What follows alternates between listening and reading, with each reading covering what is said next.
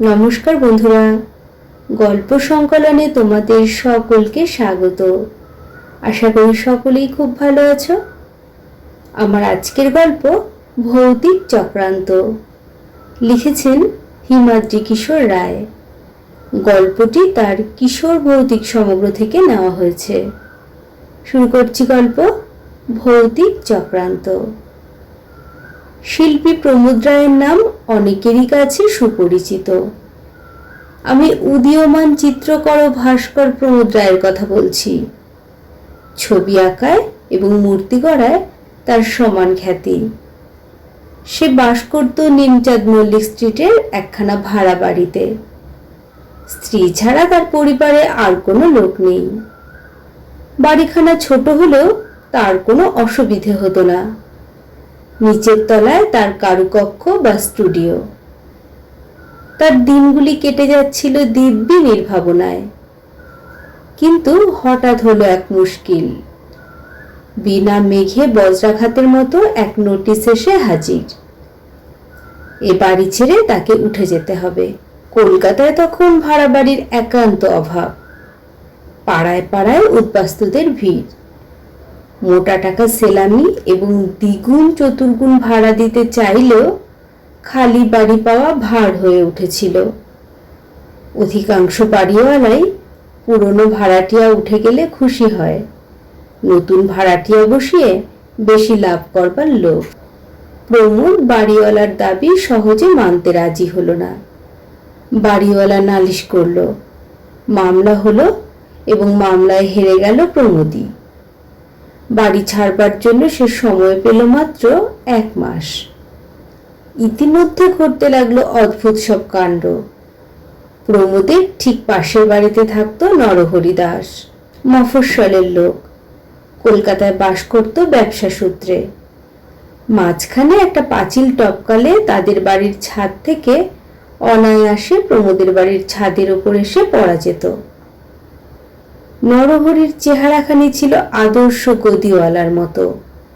মোটা সোটা বেটে সেটে কালো দেহ, চাঁদের মতো গোলাকার মুখমণ্ডল, সাজগোজ তথৈবচ। সে পরম বৈষ্ণব, মাথায় চৈতন্য চুটকি, কপালে ও নাসিকায় তিলক মাটির চিহ্ন এবং কণ্ঠদেশে 3 ষাঁড় তুলসীর মালা। অথচ তার অত্যন্ত দহরম মহরম ছিল মহাশক্তি ভৈরব ভট্টাচার্যের সাথে। ভৈরবের চেহারা ছিল লম্বায় চওড়ায় দশাশয়ী। হাস্য ছিল অট্টহাস্যের মতো এবং বাক্য ছিল হুঙ্কারের মতো। তান্ত্রিক ক্রিয়া ছিল তার পেশা। মদ্য আর মাংসই ছিল তার প্রধান পানীয় ও খাদ্য। কিন্তু চেহারায় ও চরিত্রে আকাশ পাতাল তফাৎ থাকলেও ভৈরব ও নরহরি দুজনেরই নেশা ছিল এক, এবং সেটা হচ্ছে দাবা খেলা। রোজ সন্ধ্যাবেলায় নরহরি তাম্বুল চর্পণ করতে করতে এবং ভৈরব তামাকু টানতে টানতে দাবা বোর্ডের ছকের সামনে বসে খেলায় বিভোর হয়ে থাকত। সে সময় তাদের দেখলে লোক বলা বলি করত, এও যখন সম্ভবপর, তখন বাঘে আর গরুতে মিলনই বা অসম্ভব হবে কেন? কিন্তু মিলনেও বাগড়া পড়ল।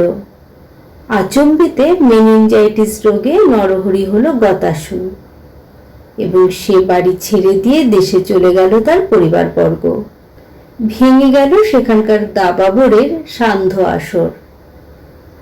নরহরির মহাপ্রস্থানে ভৈরব ভট্টাচার্য দুঃখ পেল বটে, কিন্তু পরম আনন্দ লাভ করলো তার বাড়িওয়ালা ক্ষেত্র বা ক্ষেত্র মল্লিক।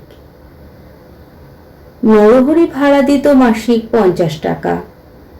ক্ষেতু মল্লিক এখন জোপে দাবি করে বসল এককালীন 1000 টাকা সেলামি এবং মাসে 150 টাকা ভাড়া। দিনকাল যা পড়েছে, তার দাবি নিশ্চয়ই অপূর্ণ থাকতো না। এমনকি হবু ভাড়াটিয়ারাও আনাগোনা শুরু করে দিল। কিন্তু সহসা সংঘটিত হলো এক রোমাঞ্চকর অভূতপূর্ব ঘটনা। এক পূর্ণিমার রাত্রে পথ দিয়ে চলতে চলতে নরহরিদের পরিত্যক্ত তালাবন্ধ খালি বাড়ির বারান্দার দিকে তাকিয়ে বদন চাটুর্যে দেখল এক বিসদৃশ দৃশ্য। বারান্দার এক পাশে চুপ করে দাঁড়িয়ে আছে মুখ সর্বাঙ্গ সাদা কাপড়ে ঢাকা এক সন্দেহজনক মূর্তি। বদন চেঁচিয়ে বললে, কে কে ওখানে দাঁড়িয়ে? কোনো সাড়া নেই। বদনের সঙ্গে ছিল টর্চ। সে টপ করে টর্চের চাবি টিপে আলো জ্বেলে যা দেখল তার সম্ভবপরও নয়, যুক্তিসঙ্গতও নয়। সে মূর্তি হচ্ছে নরহরি দাসের। তার পেটের পিলে চমকে গেলেও নিজের চোখের ভ্রম ভেবে বদন চাটুর্যে আরো ভালো করে দেখবার চেষ্টা করলো। মোটে চোখের ভ্রম নয়, ও মুখ অবিকল নরহরি দাসের। ভয়ে সাদা হয়ে গেল বদনের বদন। ঠক ঠক করে কাঁপতে কাঁপতে পাড়া কাঁপানো চিৎকার করে সে ঘন্টায় 20 মাইল বেগে দৌড় মারল নিজের বাড়ির দিকে। বলা বাহুল্য, খবরটা পাড়ার ঘরে ঘরে রটে যেতে দেরি লাগলো না। খেতু মল্লিক তেলে বেগুনে চলে উঠে বললে, বদনা বেটা ভাঙচি দিতে চায়। নরহরি ছিলেন পরম বৈষ্ণব মানুষ। তিনি এখন গোলক ধামে বসে মনের সুখে বিশ্রাম করছেন। কোন দুঃখে আবার এই ছাই পৃথিবীতে ফিরে আসবেন? কিন্তু নরহরি যে এখনো সশরীরে বিরাজ করছে তার ওই ভাড়া বাড়িতেই পাড়ার আরো কেউ কেউ তার অকাট্য চাক্ষুষ প্রমাণ পেল। তবে দিনের বেলায় তাকে দেখা যায় না, এবং দিনের বেলায় তাকে দেখবার আশাও কেউ করে না। ফল দাঁড়ালো এই, প্রথমত নরহরির বাড়ির সুমুখ দিয়ে লোক রাত্রে পথ চলাই ছেড়ে দিল। দ্বিতীয়ত হবু ভাড়াটিয়ারা খেতু মল্লিককে একেবারেই বয়কট করলো। বিনা ভাড়াতেও নরহরির বাড়িতে বাস করবার মতো লোক আর পাওয়া যাবে বলে মনে হয় না। অবস্থা যখন এই রকম, ঠিক সেই সময় তান্ত্রিক ভট্টাচার্য এসে বাসনা প্রকাশ করলো। কেতুবাবু, নরহরিদের বাড়িখানা আমি ভাড়া নিতে চাই। নিজের কানকেও বিশ্বাস করতে না পেরে খেতু মল্লিক বলল, তাই নাকি? খেতুবাবু, আমি হচ্ছি তন্ত্রসিদ্ধ মানুষ। বৈষ্ণবের প্রেতাত্মা আমাকে দেখলেই ভয়ে পিছটান দেওয়ার পথ পাবে না। খেতু মল্লিক তাড়াতাড়ি বলল, ঠিক বলেছ ভট্টাচার্য, তোমার সঙ্গে আমিও একমত। কিন্তু আমি হচ্ছি গরিব, মাসে 30 টাকার বেশি ভাড়া দেবার শক্তি আমার নেই। বেশ, তাই। নরহরির বাড়িতে এসে জাকিয়ে বসল ভৈরব ভট্টাচার্য। সত্য সত্যই মনে মনে তার দৃঢ় বিশ্বাস ছিল, বৈষ্ণবের প্রেতাত্মা কিছুতেই শাক্তের নিকটবর্তী হওয়ার সাহস প্রকাশ করতে পারবে না। যখন প্রথম 2 রাত্রির মধ্যে নরহরির চৈতন্য চুটকি পর্যন্ত দেখা গেল না, ভৈরব তখন পাড়ায় বাড়িতে গিয়ে তন্ত্রের অপরূপ মহিমা সম্বন্ধে জোর গলায় বক্তৃতা দিয়ে বেড়াতে লাগলো। তারপরই এলো অমাবস্যার রাত্রি। দোতলার একটি ঘরে পূজার উপকরণ নিয়ে আসনাসীন হলো ভৈরব ভট্টাচার্য। নরহরির ভয়ে পথ নির্জন। কোথাও টু শব্দটি পর্যন্ত শোনা যায় না। বাইরে ঘুটঘুটে অন্ধকার রাত। ঘরের ভিতরে জ্বলছে একটা হ্যারিকেন লণ্ঠনের টিমটিমে আলো। ভৈরব এক মনে 2 চক্ষু বুজে মন্ত্র জপ করছিল।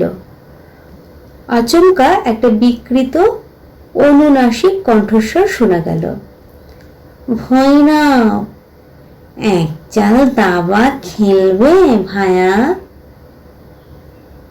ভয়ঙ্কর চমকে গিয়ে ভৈরব চোখ খুলেই দেখে ঘরের দরজার কাছে পা থেকে গলা পর্যন্ত ধবধবে সাদা কাপড়ে মুড়ি দিয়ে দাঁড়িয়ে আছে স্বয়ং নরহরি ছাড়া আর কেউ নয়। ভৈরবী সবচেয়ে বেশি চিনত নরহরিকে। তার চোখের ভ্রম হওয়ার জো নেই। তারপর আর কিছু নয়, বিরাট এক আর্তনাদ এবং ভৈরবের ভূমিতলে পতন ও মূর্ছা। খেতু মল্লিক হতাশভাবে স্থির করল ওই ভুতুড়ে বাড়িখানা ভেঙে ফেলে একেবারে নতুন বাড়ি তৈরি করবে। কিন্তু হঠাৎ যখন শিল্পী প্রমোদ রায় এসে নরহরির বাড়িখানা ভাড়া নিতে চাইলে, তখন খেতু মল্লিকের চেয়ে বিস্মিত লোক পৃথিবীতে আর কেউ ছিল না বোধহয়। প্রমোদ বলল, কলকাতায় খালি বাড়ি দুর্লভ, অথচ বাড়িওয়ালার হুকুমে আর 1 সপ্তাহের মধ্যেই আমাকে উঠে যেতে হবে। সুতরাং আমার অবস্থা বুঝতেই পারছেন তো।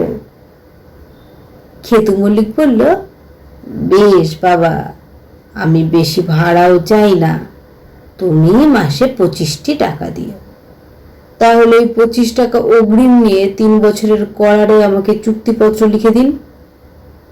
আচ্ছা। পাশের বাড়িতে উঠে যাওয়ার জন্য প্রমোদ নিজের স্টুডিওর ছবি ও প্রতিমূর্তিগুলোকে স্থানান্তরিত করবার ব্যবস্থা করেছে। এমন সময় তার স্ত্রী নমিতা এসে ভয়ে ভয়ে বলল, ওগো, নরহরিবাবুর বাড়িতে গিয়ে আমি থাকতে পারবো না। কেন? কেন তা কি তুমি জানো না? প্রমোদ হাসি মুখে নমিতার হাত ধরে ঘরের এক কোণে গিয়ে দাঁড়ালো। তারপর একখানা সাদা চাদর একধারে সরিয়ে নিতেই দেখা গেল একটা খড়ের কাঠামোর ওপর বসানো রয়েছে নরহরির রং করা মাটি দিয়ে গড়া মুখমণ্ডল। নমিতা হতভম্ব। প্রমোদ বলল, আমি হচ্ছি ভাস্কর, নরহরির মুখ আমি অনায়াসেই গড়তে পেরেছি। পাঁচিল টপকে পাশের বাড়িতে যাওয়াও আমার পক্ষে কঠিন হয়নি। আমাকে সাহায্য করেছে আবছা রাত, মানুষের স্বাভাবিক ভয় আর কুসংস্কার। শেষ হলো গল্প ভৌতিক চক্রান্ত। গল্প পাঠ ভালো লেগে থাকলে চ্যানেলটিকে একটি লাইক করো, সাবস্ক্রাইব করে পাশে থেকো। সকলেই সুস্থ থেকো, ভালো থেকো। অনেক ধন্যবাদ।